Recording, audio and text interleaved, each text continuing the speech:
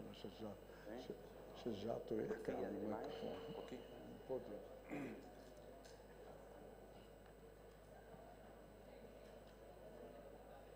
تحية من القلب لكل الحاضرين وتحية من I salute you from my heart and I salute technology from my mind. Humanity has witnessed radical developments and changes within 100 years.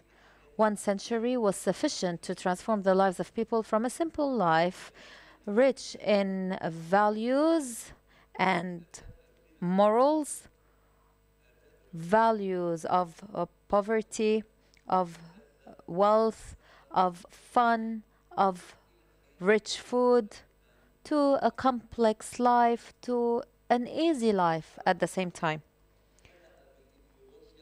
It started with an ideology and it ended with a technology. It started with a revolution, the revolution which we call the Renaissance, and it ended with the revolution of satellites and cutting edge social development means.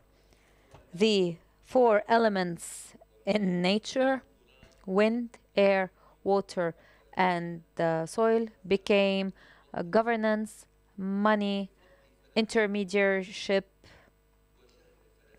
and technology. We changed from knowledge to ignorance of philosophers.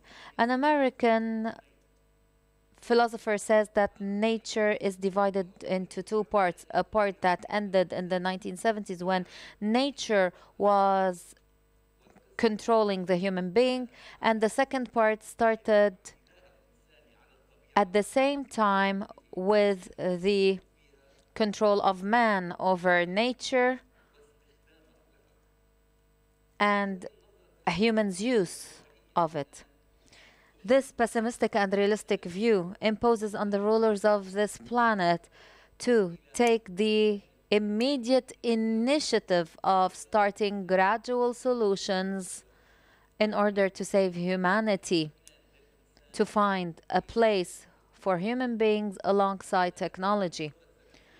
Hence, the 30th ministerial session of unescwa to highlight the 3 important roles of technology for sustainable development in Arab countries, and this is the theme of the session. In this second roundtable discussion, we will discuss the role of technology in tackling the challenges of the Arab region, and we will continue the discussion on integrated technology and innovation in national development plans. The Arab world is going through a sensitive period of time where we have countries still suffering from wars and violent conflicts, countries that have recently exited this vicious circle, countries that were able to provide their preserve their security, although they are neighboring war-torn countries, having their economies impacted by them, countries that have continued making achievements and thus was able to catch the train of the knowledge revolution. Any discussion on technology in Arab development must take into account 2 important points: how appropriate it is, how cost effective it is, how environmental it is, and secondly, what human resources and capital we have in order to be able to develop this technology. Our theme is how can technology be used in order to promote the development of every component of society without leaving anyone behind? How can the comprehensiveness of technology become a tool to bridge the gap among the different social classes, providing job opportunities to both men and women, following economic novels that are environmentally friendly, while highlighting the challenges facing the region and that hinder the maximum benefit from modern technology, and another point, how we can overcome all these.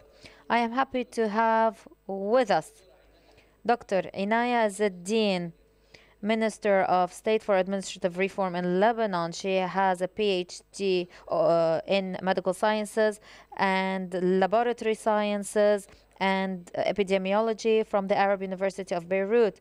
She is the director of a medical laboratory, and she is a current parliamentarian in Lebanon. Also, Tawfiq Rajahi, Minister of Reforms in Tunisia. He is chairing the current 30th Ministerial unescwa session. You have a large responsibility, Your Excellency, as you have to follow up on the recommendations of this session. Mr. Muhammad Shaya, Sudani Minister of Labor in Iraq and Head of Social Protection. Previously, he was a Minister of Trade and Agriculture and Migrants. Dr. Talal Abu Ghazali, founder and head of Talal Abu Ghazali Group. He has many achievements and contributions in education, in accountability, in copyright, in business management, in trade and commerce, in ICT, in science and technology, in the law.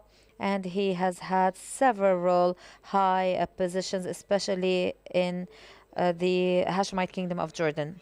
Mr. Kauni, Chargé d'Affaires of Palestine from the 16th National Coalition Government. He is a professor in the Al-Najah University in Palestine.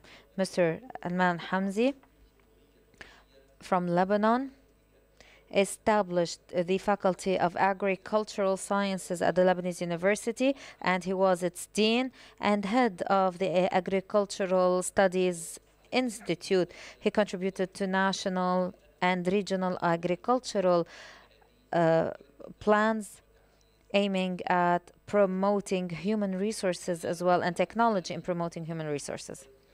We will give, or I will ask the participants one question. I start with Her Excellency Minister Inaya Zeddin.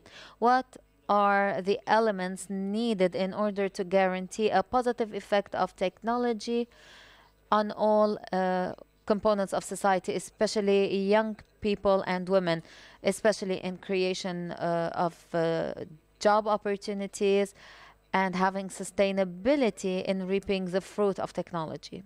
The floor is yours.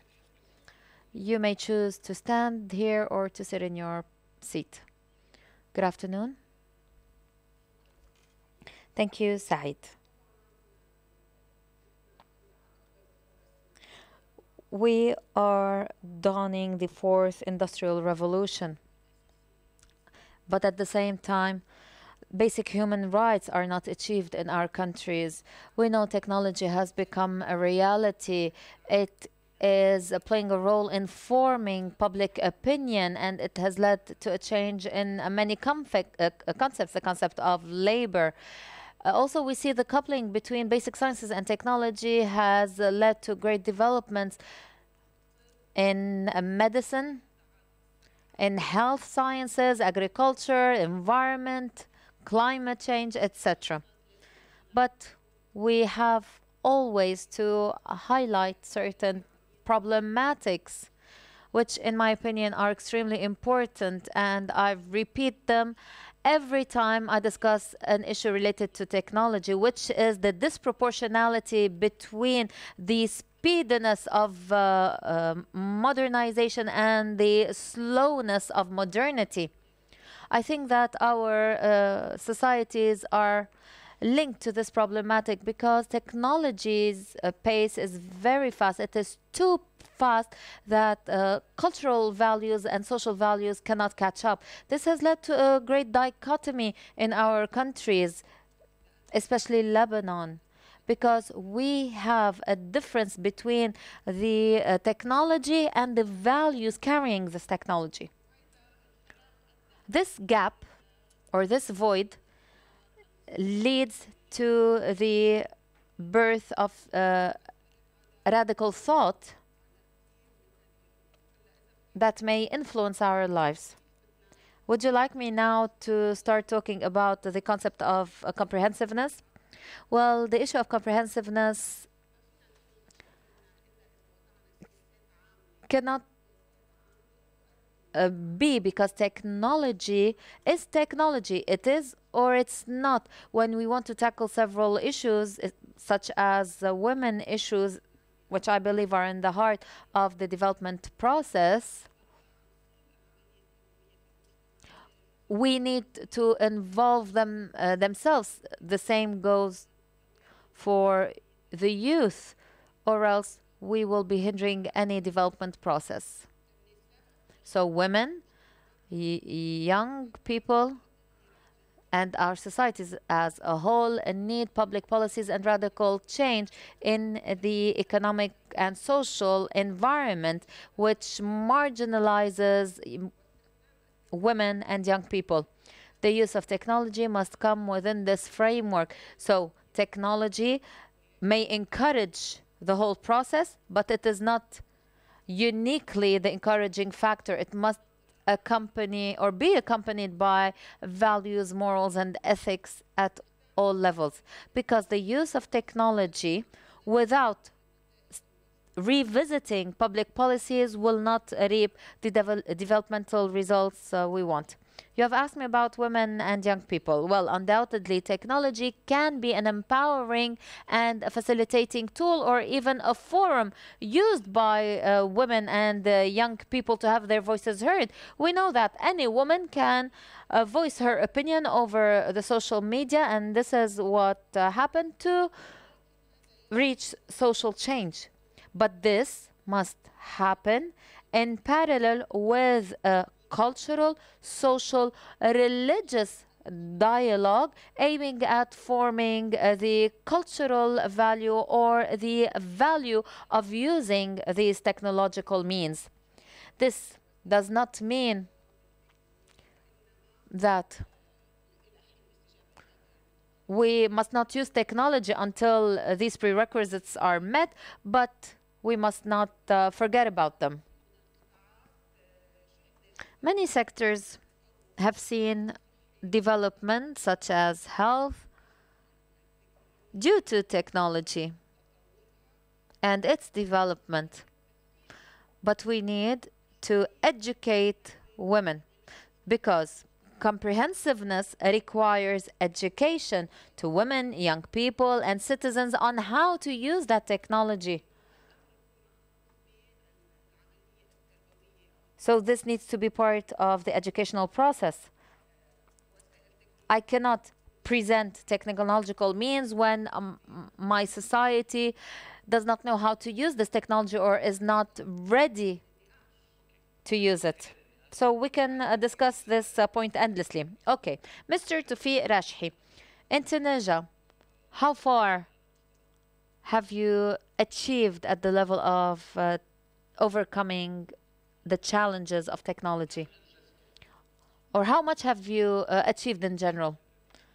To answer your question, and since I am a university instructor specializing in macroeconomics, to answer your question, we cannot answer at the macro level, but we need to answer at the micro level. Let me give you a small example. Technology, which is also called the fourth industrial revolution, and with it we see transfer of technology, value chains, etc. These require two things. First of all, the production of technology by Arabs, and secondly, the use of this technology and disseminating it. So what is the relation between economic challenges in the Arab world and the transfer of technology? Ask anyone from any Arab country. They would tell you that the main challenge is unemployment. And even not only unemployment, but unemployment specifically among young people, and more specifically among young people who have tertiary degrees. So it's unemployment among young people and the educated youth specifically. So what are we to do? Let me tell you. Look at advanced countries. Estonia is of 1.3 million citizens or a population. They started with Skype, which was a startup. And this was a type of transfer of technology. So startups are an important economic phenomenon. Within the current digital or technological revolution, with the startups, we can transfer cutting-edge technology to the educated youth. So whenever you look at a startup, you see that those who started this business are technologically savvy and they are among the educated youth. These startups as well have the capacity to grow. And this is why they need young people in order to establish the startups, but at the same time they need funding. And this is another type of challenge that we face in technology. And in addition to that, we need knowledge. What is lacking in the Arab world? Let me tell you what we lack in Tunisia. We lack the legal pathways that allow us to do so, because a startup is not like any other regular company, because it has other types of risk. It requires different types of activities that are different from the regular economic enterprise pathways. We also have psychological barriers because, in fact, finding startups requires taking some risks. Who can solve the psychological aspects? It's through education.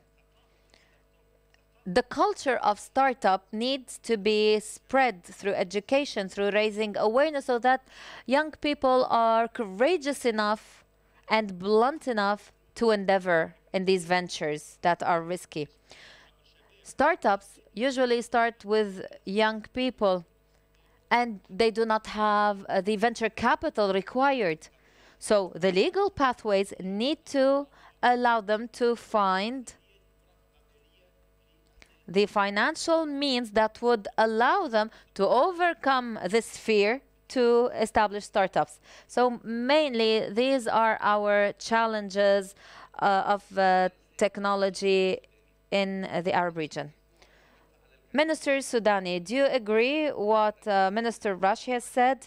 And I ask you as well, what is the effect or impact of technology, since it is a dialectical issue, on unemployment, which Her Excellency mentioned? In the name of God, most merciful, most compassionate, ladies and gentlemen, allow me to commend the initiative taken by the Executive Secretariat of unescwa to hold this meeting and for choosing this vital theme for it.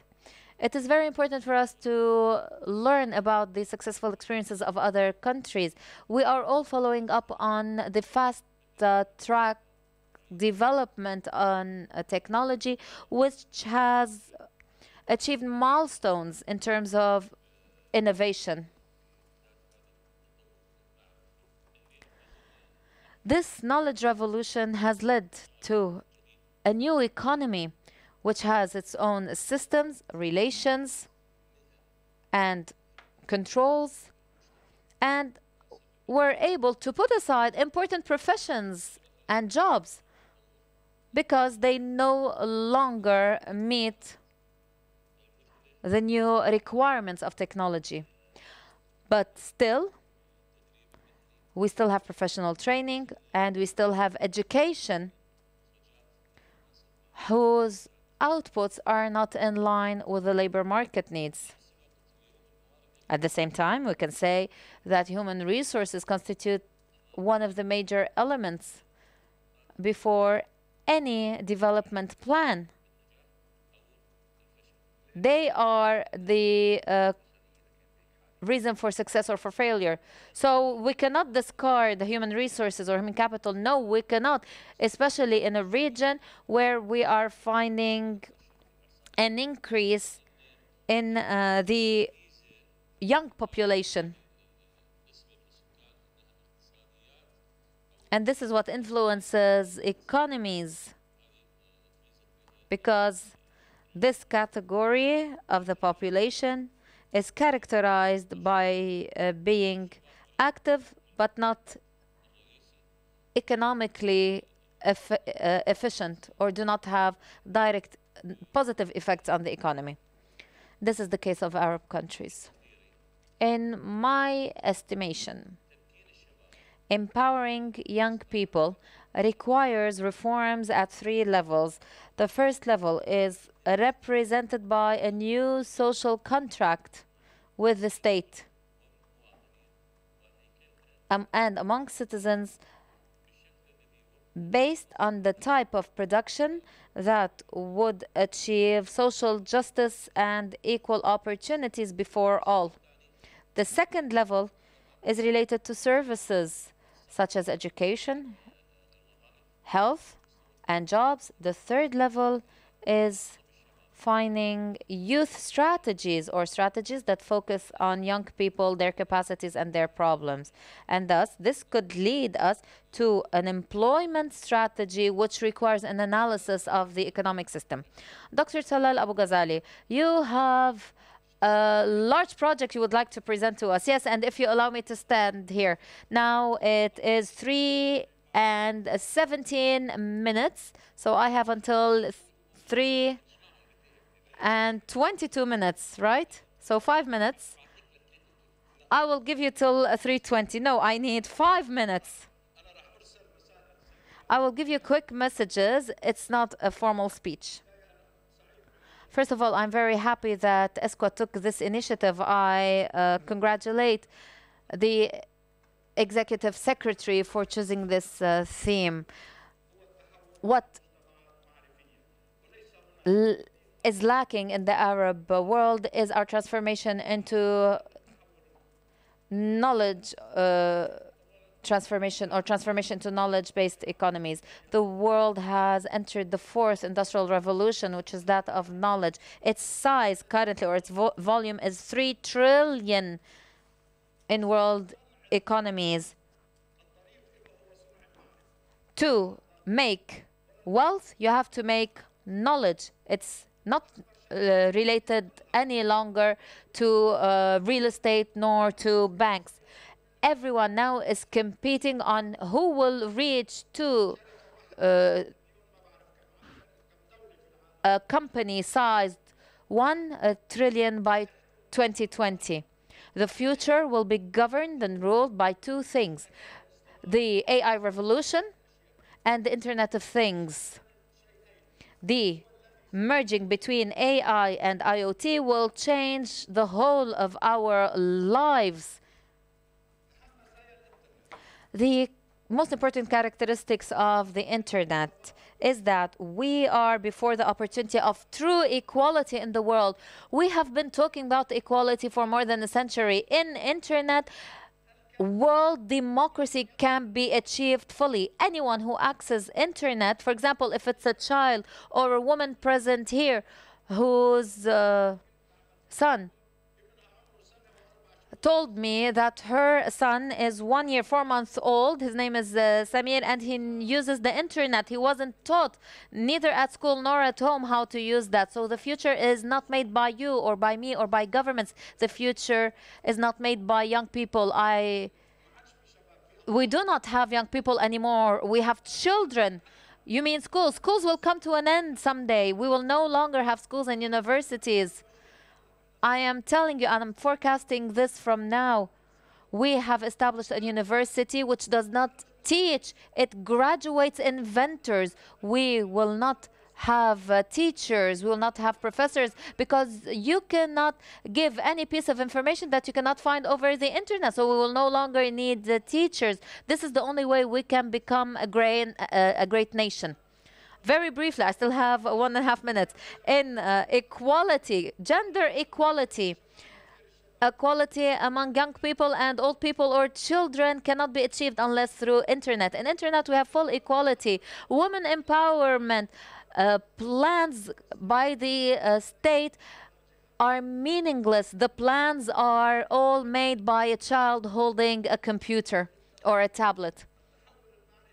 Knowledge transformation is the pathway to solving all of our problems in budget deficits, unemployment, loans. This is why Finland, which is as small as Jordan and Lebanon, in terms of, and it's similar to these countries in terms of human resources and natural resources, has a GDP 5 times higher than these countries because they know of these facts.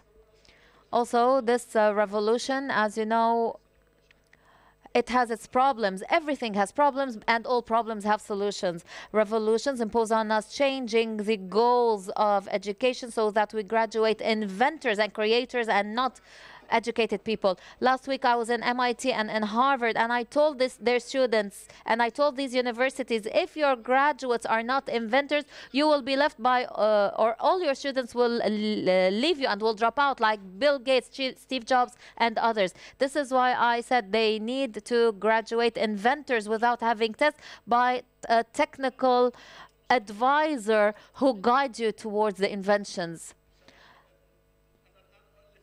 I am writing a book currently on the future of the human being, of society, and of things. We will be living in a world which is totally different from today. After 50 years, singularity, where the human being and things will become one thing. After 50 years, they will look back at 2018 and they will say we were living in prehistory during the Ice Age.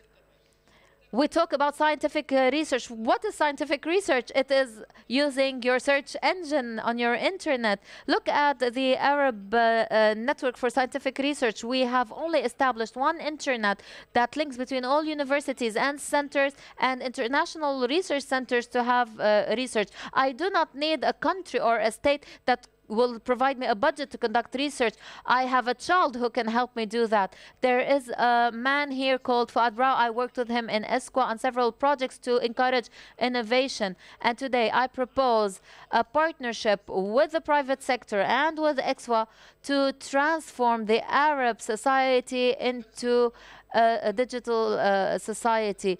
We do not need budgets if every Arab citizen is a producer of knowledge. Only that, by that, we will be able to overcome unemployment and other epidemics.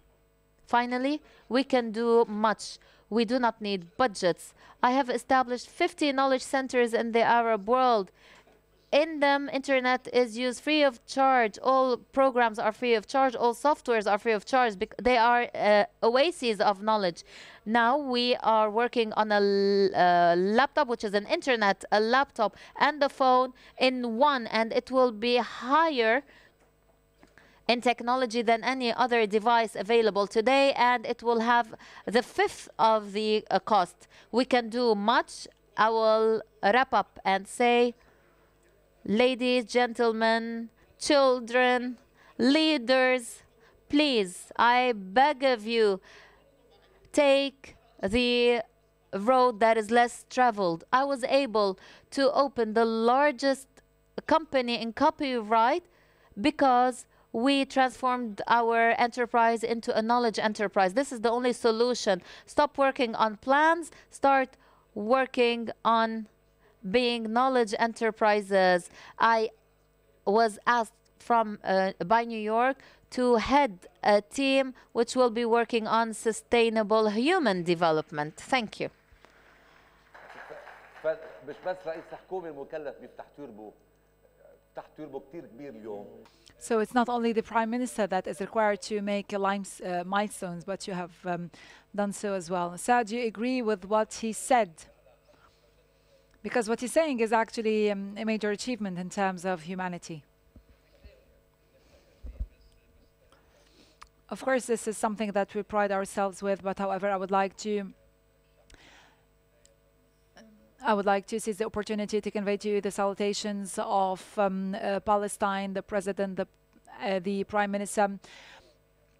And of course, we see that this meeting is a window not only for the Arab countries, but as well international window in order to convey the suffering of the Palestinians. And I hope that via this participation we'll be capable of voicing the concerns and all the challenges that Palestine is going through, which is an occupied territory, in order to come up with solutions that could be fair to the Palestinians.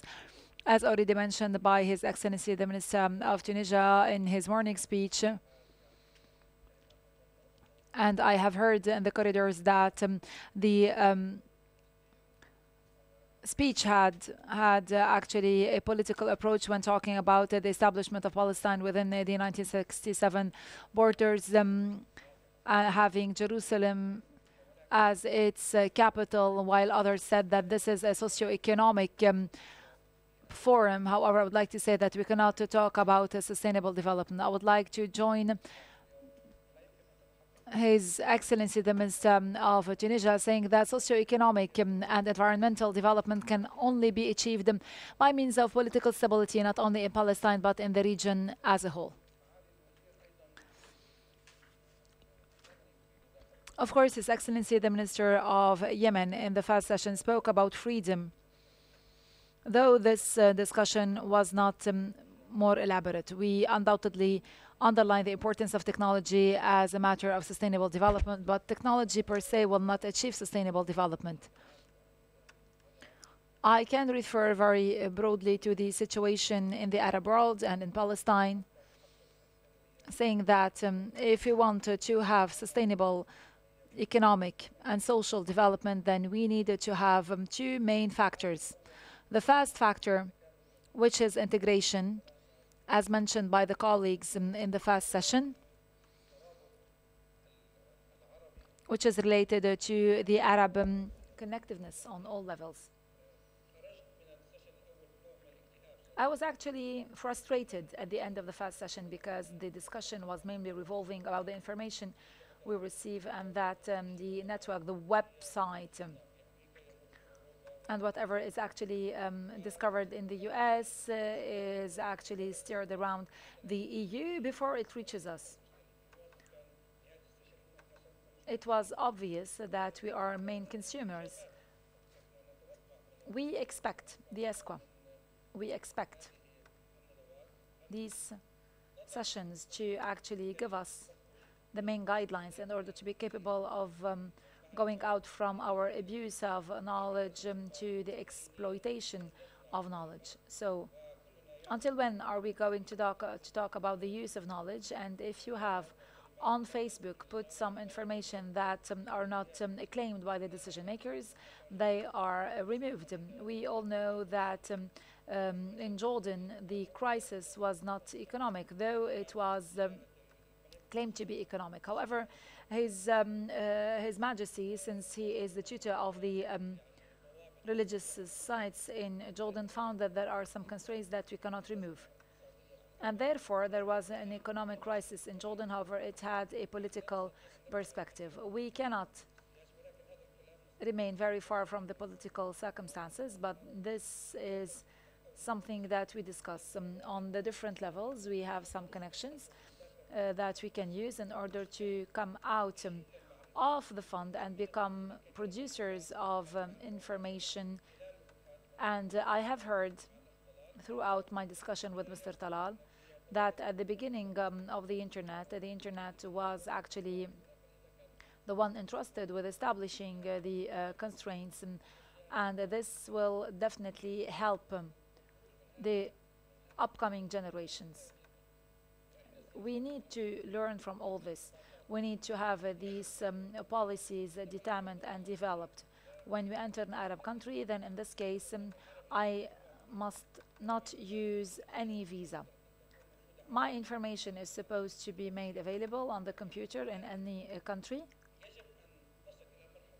And therefore, We need to reach a point where capital and information needs to be made available in the Arab world as much as it is available in Europe. And in this case, we could become producers of information and energy.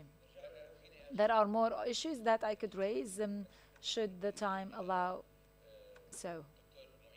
I would like to give the floor to Dr. Mu'in Hamzi. We have built our life around a moderate approach, even in terms of information. You say that the brain cannot stand still, cannot feel tired. But considering this information, we have to see to what extent is this useful, to what extent are the urgent matters of concern, and to what extent are they still relevant. In '92, I had broadcasted the information about the disappearance of Imam Musa Sadr, and it was through a Voice of Lebanon that others had known that he had disappeared. Now, it's no longer the case. Now we have information available around the clock. Even if you go on the balcony or if you chat with your colleague, because this is something very important. To what extent do you believe that information can be a burden, or the excess of information? And how much information do we keep?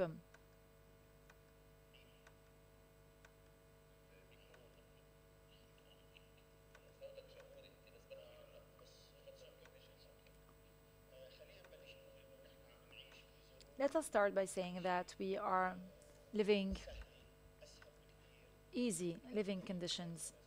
These living conditions are easy compared to what they used to be 2 decades ago, and these facilities are very important.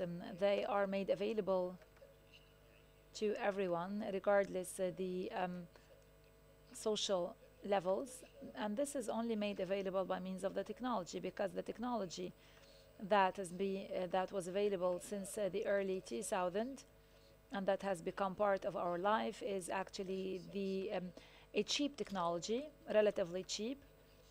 It is democratic, which means that it is accessible. The results are accessible very simply and easily, and therefore it was capable of removing borders, frontiers, and it is providing an answer to challenges related to public health or to remedying the problems of the environment.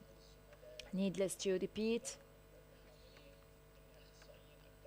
all this before the experts. You all know what technology has accomplished in terms of developing medical care, in terms of medication.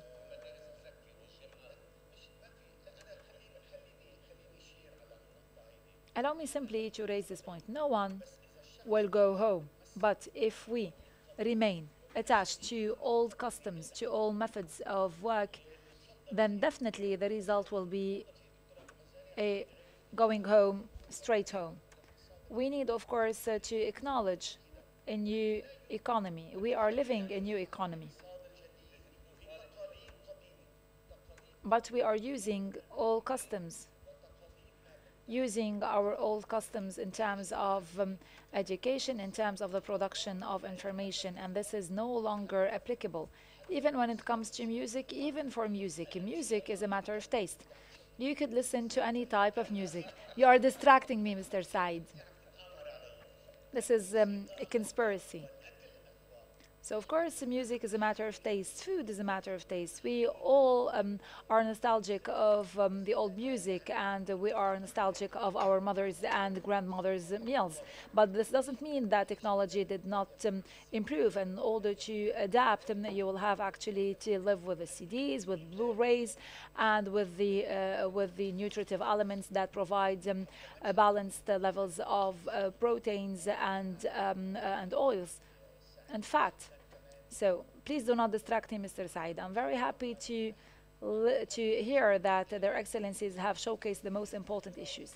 We are called today to embrace the fourth fourth industrial revolution. We have no choice but to say that this is actually the product of the Western or American imperialism, and we have our traditions or customs, and we have our religious attachments, which means that we must not go into it. And when we actually disengage with such revolution, well, we'll be disengaged with existence itself. Should our children neglect it, then our grandchildren will not actually wait for our clearance before they engage in it.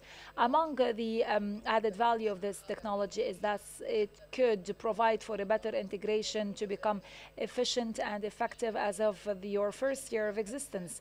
And we all resort to our children and grandchildren to help us sometimes understand and decipher some of the programs and softwares, and to better use some of the electronic devices.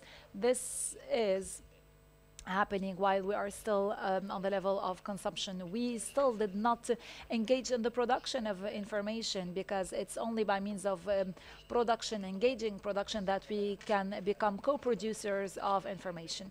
We all complain that the patents are protecting the large-scale producers and inventors, but let us be practical. Any intellectual production has its own price, and which means that I cannot ask whoever produces medication for the treatment of Alzheimer or cancer to have this treatment be available without any cost. And hence the role of governments. When the government sees that this production is useful for the people or for public health, similarly to what's happening in many Arab countries, then these countries could engage in purchasing this patent, and therefore could provide for a better treatment.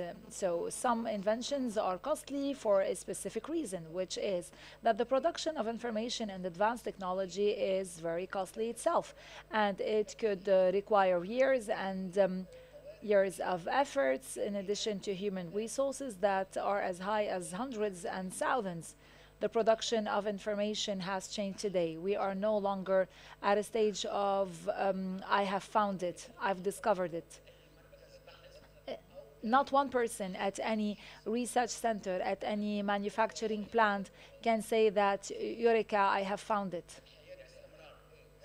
Life is a matter of continuity. It's a continuum.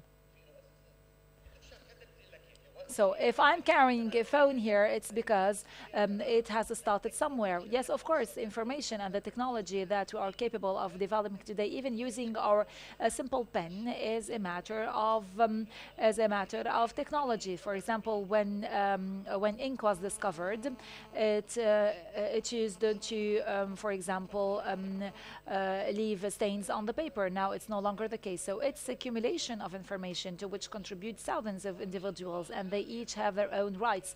The protection and the preservation of these rights are the main cornerstones of the protection of the intellectual property, which is quasi absent in many Arab countries, because we unfortunately believe wrongly that respecting someone else's intellectual property will provide a better protection to the intellectual property that we could have. Your Excellency, you have spoken about general politics. And how is it that politics or policies are developed? How is it that governments could actually tackle the matters of concern that you had raised earlier? Allow me first to give you a few comments and to comment on what was said. Regarding what Mr. Abu Ghazali has said, it is true that information has changed, but technology is the one that is providing us, in most of the cases, data. And data needs to become information and knowledge. However, this requires a specific process and methodology, which means that maybe the approach to education will change, but schools will not cease to exist. Now, maybe the shape of a school could change, but school is required. The means of information is required, because we do not want people simply to memorize and to recite poetry or anything else, but we need them to become more productive, and which leads us into the development of policies that are established by governments. When governments produce policies, that enable them to becoming producers and not simple consumers, then all this needs to be developed on grounds of the vision and on grounds of the establishment of the curriculum, in terms of the establishment of policies enabling students to becoming producers, creators, inventors, and therefore data is actually one of the most important assets in a state. Assets that need to be well integrated and well managed, so that by the end of the day, it is true that there are new means for the production of music. However, it is our own taste. Human taste is the one that dictates what type of music will become will actually become more viral, and this is applicable to the development of technology. And the documents that were made available to us by icts-en, it is saying that instead of using the smart smart cities, so instead of having, for example, this intelligence and knowledge, maybe we could use this complementary approach. So we are no longer having actually analysis of a human body, which is the human body itself, but on a virtual human body. So this is a virtually designed human body, but the capabilities are available in order for us to be capable of preparing these virtual laboratories. All these policies need to be made available, which takes us to discussing policies per se. First of all, our governments are supposed to have the citizen who is her responsibility and before whom it is responsible. So it will have actually to use a different approach to its policies. The policies are supposed to be related to investment, to engaging in creativeness in order to preserve human dignity. This leads us into thinking about economics. How is it that we are required to let these to let the youth, for the young persons aged less than 30.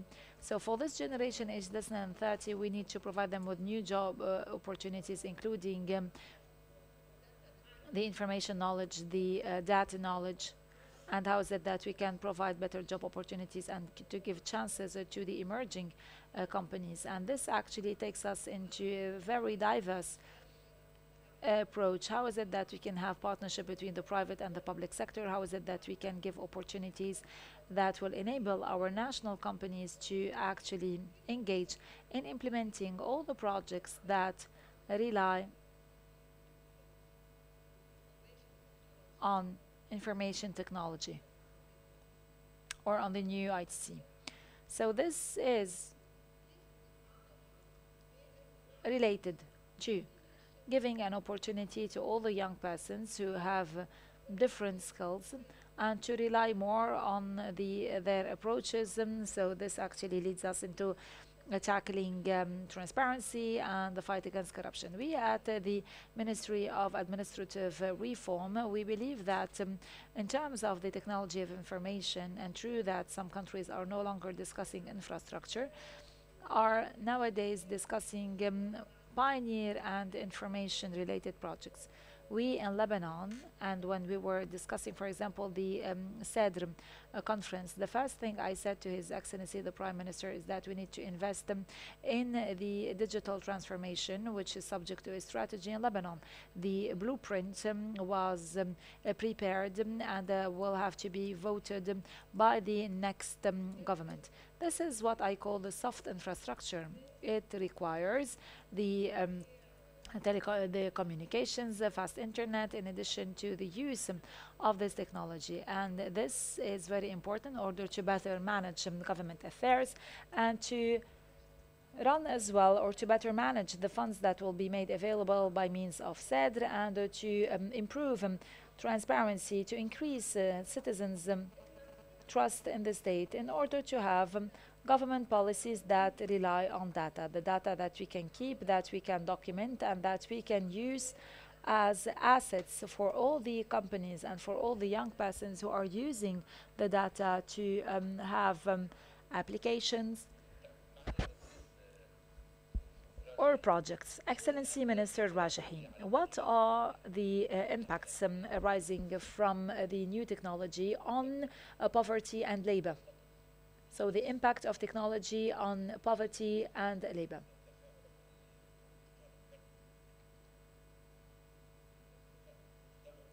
Similarly to what was said earlier, we needed to preserve the role of the state, especially when it comes to developing the infrastructure, and especially when it comes to combating poverty, to providing equal chances to all in accessing technology.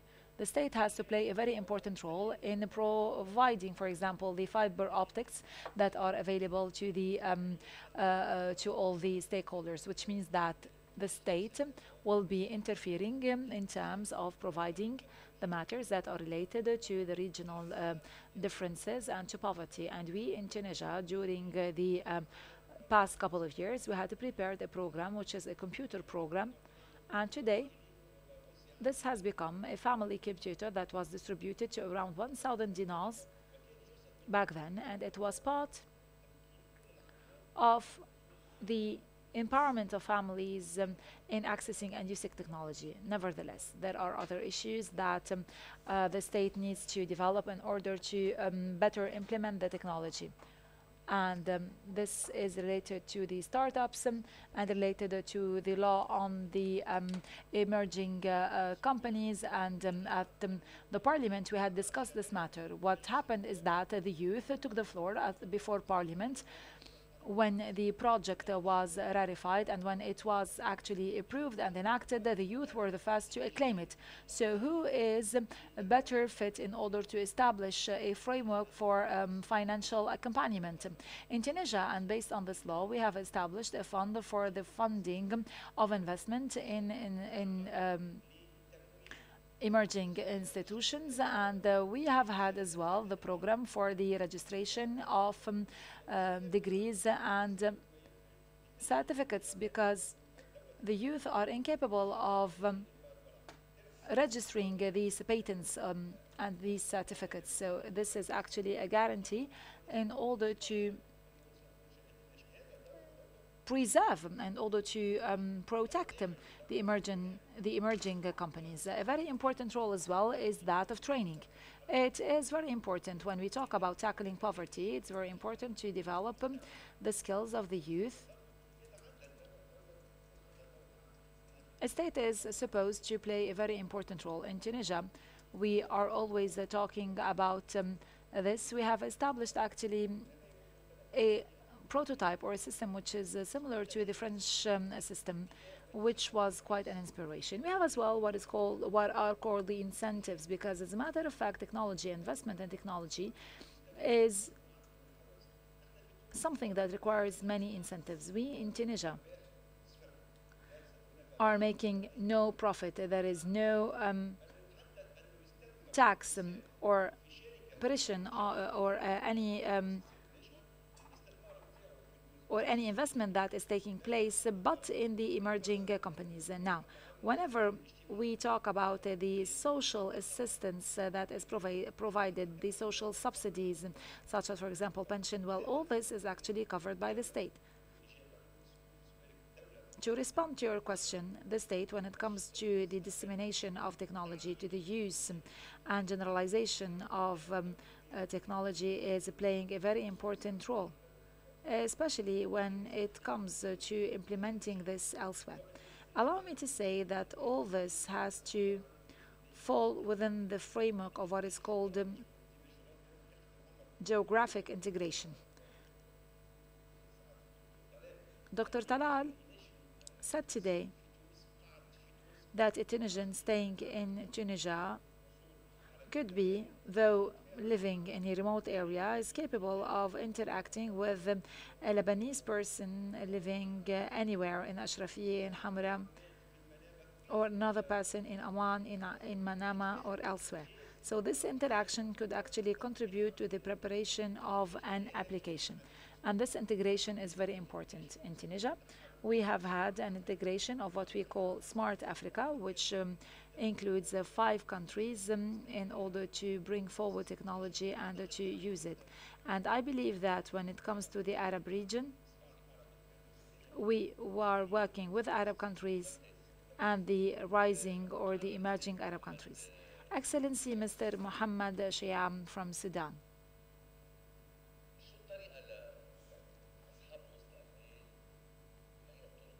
How is it that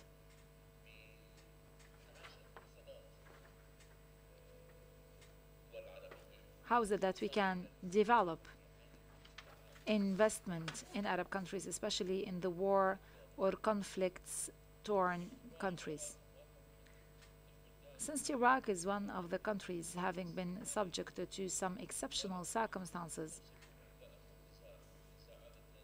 I wouldn't say that it's the appellation that counts. The conflict is actually arising between two entities having a legal status. However, there is a confrontation between a sovereign state with a terrorist group that has targeted the Iraqi community and citizens, and that had even targeted a school, a hospital, a bridge, a power plant, etc. So it was a full-fledged war.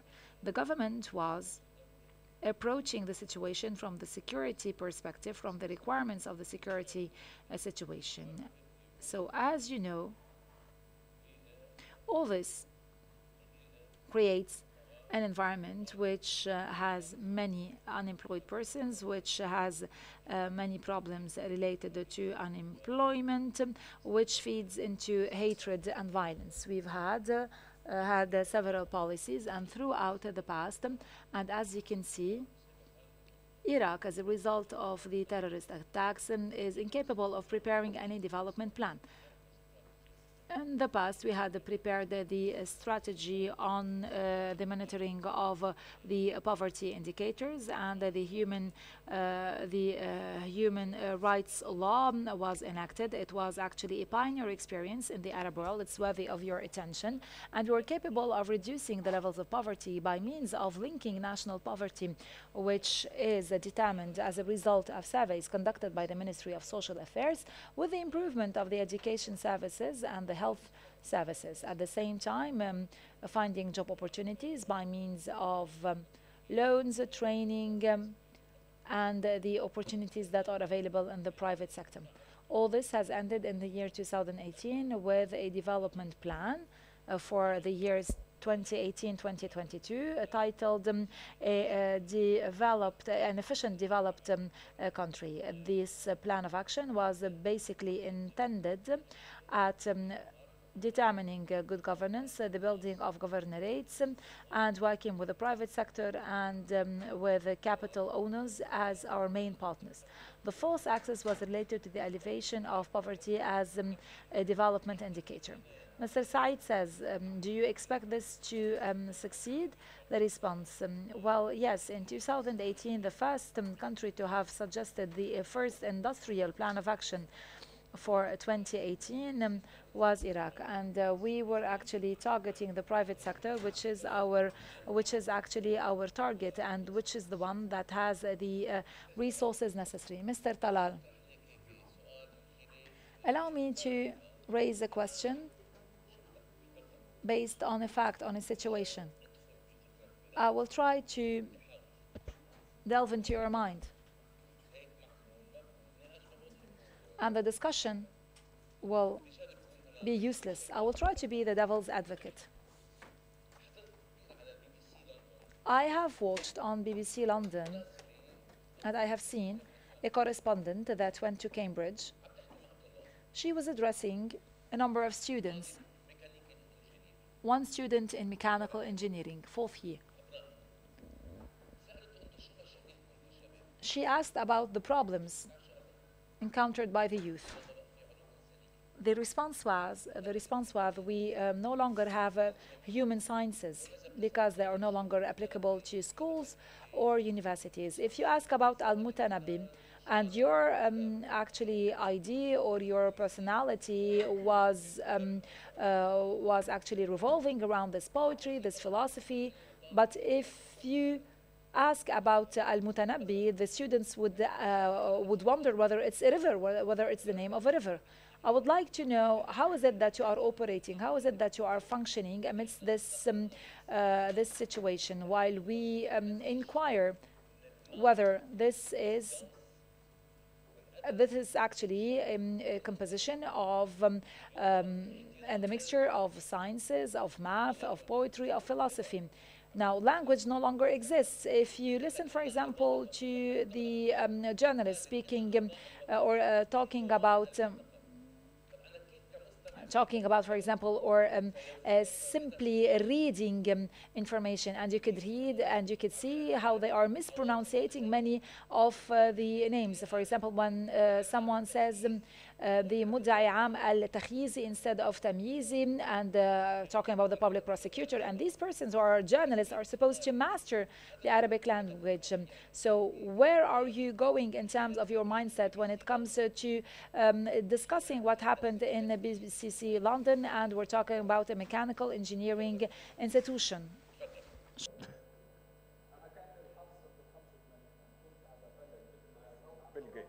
مع بيل جيتس.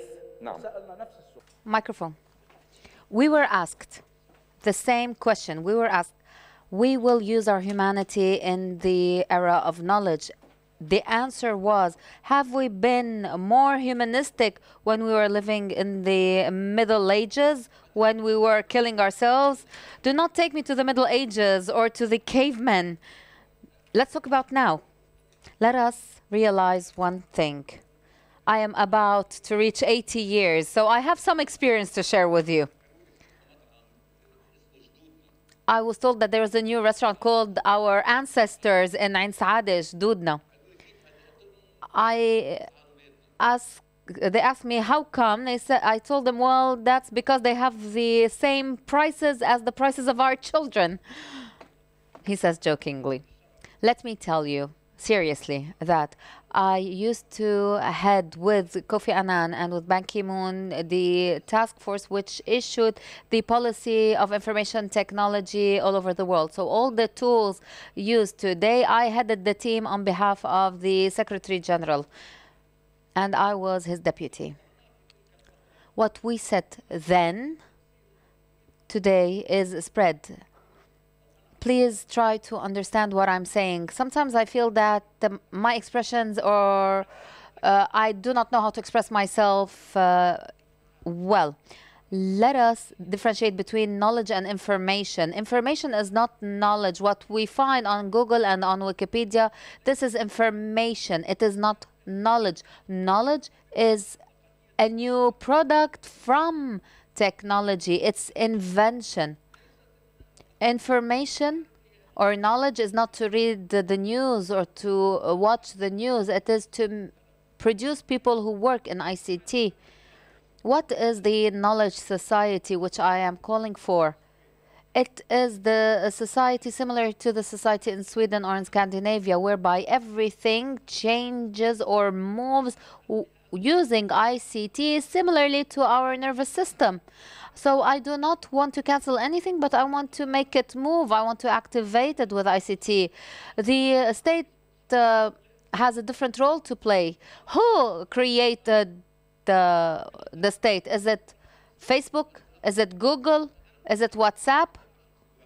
Everything, all of these inventions were a personal level. There's a worker who was a waiter in Ukraine who had an app without the support of any company or any state. This was due to innovation, to his creativity. This is what I'm calling for. This is what I'm calling all of our rulers. And I pray for you every single day so that God can help you. We need to have the ICT infrastructure. Internet in Lebanon is not acceptable, neither in speed nor in cost. It is the most expensive all over the world, but we need electricity first. No, provide me the telecommunication infrastructure and the environment of innovation, and I do not even want electricity from you. I can create my own and invent my own electricity. What are the inventions required then? I want to differentiate between information technology, and knowledge. Knowledge society is a society that uses ICT. There are several positions I have attained at the United Nations, and I'm working on different tracks. How to achieve sustainable development, for example, in urban areas through ICT. This is the enabler. We sometimes believe that technology is a tool like the car or like the door. No, the technology is used to make the car, to make the door, to make our food, to produce our food. Here, for example, there is a doctor with us. I can learn from her. And let me use the example of medicine and tell you that with artificial intelligence, we will reach a state where we will prevent disease, not only treat it. The human brain will contain all the information needed to prevent diseases. This is artificial intelligence. At the same time, things will become smart and we will become smart. Mr. Al-Koni, under occupation, how can you see technology and development take place in the region? You're specifically meaning Palestine. We're talking, of course, about the Israeli occupation of Palestine. Yes, of course. I thought that was understood. Occupation plays an important role here. Let me give you a small example. I took this office in 2017. There was a grant to supply us with computers that have a software which is Windows 10. We had to take approval from the Israelis to have them enter Palestine. We waited for 14 months until the approval was received, but under the condition of having Windows 7 because the Israelis consider Windows 10 to be dangerous. So what sustainable development through technology can we have under such circumstances? If I want to just bring in a computer device, I need to get the approval, and they do not approve the latest version of it. They want an earlier version. In my opinion, we live under contradictions. A child, a 1.5-year-old child, cannot do everything they want through the internet because the internet that we have or the tablet that we have lacks the software, lacks the knowledge that is present everywhere because we are under siege. The infrastructure under occupation is very limited, and the infrastructure is not ready to receive the required needs for achieving sustainable development using technology. No matter how much we try to avoid mentioning occupation in certain topics, we cannot do so. If you honor us with your visit, you will see that if I call you over the mobile phone, the signal can go to England and from England to you so that you receive my phone call. What kind of development are we talking about using technology under occupation? Please be very quick, Mr. Ghazali, before I give the floor to Mr. Hamzi. Microphone. The highest rate of digital knowledge in the Arab world is in Palestine and in the Palestinian camps. Internet literacy in Palestine and in Syrian refugee camps and Iraqi refugee camps is the highest among Arab countries. Why is that? The reason for it is because this is the only means of survival and communication of these individuals. They do not have cinemas to take their girlfriends. They do not have sports clubs. They just have this device. This device is a summary of their lives. And I want to congratulate the Palestinian innovation. Being a refugee myself and an Arab, I am proud to say that there is innovation and there are inventions. I am contacting Minister Sabri Saidan to establish a university for the Palestinian inventors so that they can invent. And the same thing goes for the Syrian refugee camps. We have a joint project with the European Union teaching Syrian refugees in the Zaatari camp to receive international university degrees. So what I'm saying does not go against that. All I'm saying, and as I said in the beginning when I spoke about the role of women and young people, what do we mean by the role of women? In Tunisia, they say, he interrupts him and says, I'll answer you, don't worry. Okay. The Tunisians say that women are half of society and the other half is raised by women, so women constitute all of society. In Palestine, women constitute more than 55% of our population. In elections, the formal president, Abu Ammar, in the legislative elections and the local authorities elections set a quota to guarantee a minimum participation of women. But in reality, women have exceeded this quota. Now we have heads of local authorities. We have women in the current government, 2 women ministers. We have them playing the role of advisors.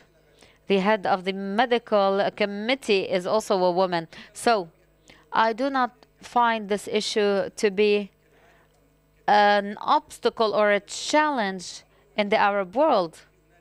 But perhaps there are certain external agendas that can hinder this. Talking about young people, we have 2 issues. First of all, education. It needs to be in line with the development of technology. When we say a young person uses technology without finding the true relation between this young person and the ruling authorities, and if there is, it is a relation filled with tension, the citizen, especially the young citizen, will handle any piece of information they get from this device as a fact. So we need to have a nationalistic education of our young people. We may be divided by soccer games in the World Cup and never be together and joined as one by our concerns. Why? Because we have been dispersed this way. We now, as educators, are requested, before talking about technology, we need to work in parallel on developing national education and the sense of nationality and national belonging. Do you have anything to add, or shall you wrap up? I believe that 2 main issues were raised related to social sciences. Sciences today have become integrated and interlinked. Any research in engineering, for example, must look into economic feasibility. I do agree. I'm a student. I have seen you coordinating. Go ahead. So, as I was saying, any technological product that does not include economic feasibility, environmental impact, and social impact over young people and job opportunities remains missing and lacking. Technology does not only mean a physical aspect, it is an integrated process, and thus it needs to be viewed accordingly. And in order for us to be able to do so, social scientists who are actually being excluded from any true scientific meeting in the traditional sense of the term must be included. Let me give you the example of Lebanon. Lebanon suffers from many social problems that dozens of social scientists and sociologists can study. With all due respect, and since I am member of the National Institute for Scientific Research, we gave them the opportunity to conduct studies. Only 2 or 3% of our projects or applications for projects are in the social sciences. And when we ask sociologists why not, they say, well, our results may embarrass certain religions or certain political groups or certain geographic areas. And this is why we find hundreds of sociologists coming to Lebanon, conducting their social sciences studies and publishing them in international journals, while ours don't. So we cannot continue excluding social sciences. We need them in order to best invest in technology and in order to guarantee positive impact. Now let us give the floor to the participants to ask their own questions. Let's start with the representatives of Arab states. Your Excellencies, do you have anything to ask our guests and speakers? First row, representatives of countries. Go ahead, sir. Thank you, Mr. Said. I represent Egypt. I represent Egypt. You're welcome.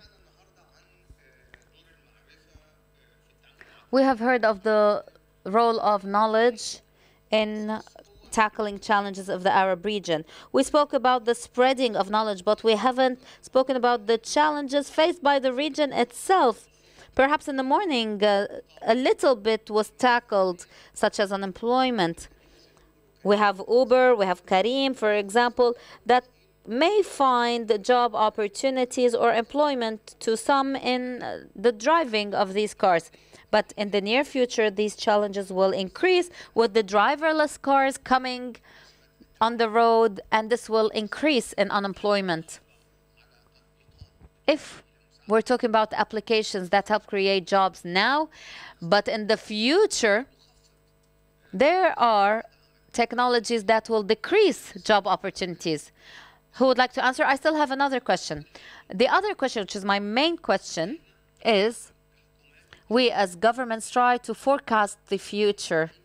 Will the current educational system lead to jobs for the future? Does it cater for the future or not? And how can we solve this problem? Who would like to answer? Microphone. First of all, I spoke about the European Union and the free flow of capital and labor. So we need to work in the Arab world on finding legal and regulating solutions that would allow for the free flow of human capital. Wherever there is a suitable job opportunity, you can go and work. If, for example, you are an Egyptian citizen, you can find a job opportunity in Lebanon, for example. This can be found through internet. For this to be achieved, and it's difficult to do it, we need to work on the infrastructure of entrepreneurship and not of public employment. This is a short-term solution, yes, but in the long run, we need to allow our peoples to be more free to work and to move from one country to another. Your Excellency, do you have anything to add? In answer to your question, I think that in order for countries to be able to face the challenges you're mentioning, and we're facing, of course, we need to start first, at least from the perspective of Lebanon, we need to start creating the full necessary ecosystem and infrastructure, soft and hard, in order to create the environment for creativity and innovation in knowledge production. And at the same time, our curricula in schools and universities need to encourage students to be creative and innovative. This technology is changing not only the borders among or in between countries, but also it is pushing forward and back the frontiers of knowledge. An important point also was raised, which is the issue of participation. inside our country, participation and partnership between public sector and private sector entities and other levels, the new approach of the state towards production and investment, in addition to partnership and participation among Arab countries first, and then between Arab countries and other countries. And this will have to create more jobs and will have to create a sharing of experiences. Another session is to be held in another room, so we need to wrap up. I thank the organizers of this important event. I thank my guests and speakers, and I thank the participants. Thank you. Thank you, Mr. Saeed, for your efficient time management. I thank the ministers participating and speaking. Let me remind you that we have several side events to be held in parallel with this meeting. In MZ, we will launch a report from the Arab Thought Institute. In CR1 here, on the same floor, we have a dialogue on the use of technology in climate change issues. And tomorrow morning at 9 a.m., we will have two parallel sideline events, one on the icts-en report on knowledge transformation, and the second on launching icts-en report on the open government. I ask all participants and invite them to participate in these sideline events. Thank you. Merci حبيبي. Thank you.